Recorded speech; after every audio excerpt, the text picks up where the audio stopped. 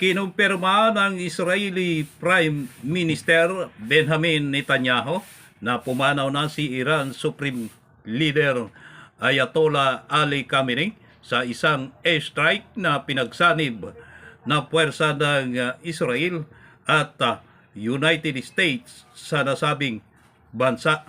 Nasa 500 iba't ibang pasilidad ng Iran ang tinarget na pinagsabang puwersa ng Israel at Estados Unidos sa nasabing bansa, kabilang na kinaroroonan ni Ali Khamenei na naging dahilan ng kanyang pagpanaw. Bukod kay Ali Khamenei, mayroon pang ilang opisyal ng bansang Iran ang binawian ng buhay dahil sa strike na isinagawa ng dalawang bansang magkakamping, Israel at Estados Unidos. Kontrolado ni Ali Khamenei ang Islamic Revolutionary Guard Corps o RIGC o mas kilala bilang Iranian Revolutionary Guards na nakikipag-alyansa sa iba't ibang terrorist group na Hamas ng Gaza at Hezbollah ng Lebanon.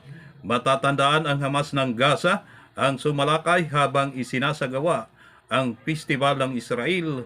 Ilang taon na ang nakalipas na naging dahilan ng pagkamatay ng mga Israelites at ginawang bihag pa ang iba. Dahil dito sinalakay ng Israel Defense Force ang Gaza para bawiin ang kanilang mga kababayang binihag ng Hamas na ikinamatay ng maraming miyembro ng terrorist group. Sinundan naman ang pambobomba ng Israel sa ilang pasilidad ng Iran para mapigilan ang banta nito sa kanilang bansa. Kamakailan pumutok ang kaliwat kanang protesta ng bansang Iran dahil sa kahirapan na nararanasan ng mamamayan nito sa ilalim ng pagpapatakbo ni Supreme Leader Ayatollah Ali Khamenei.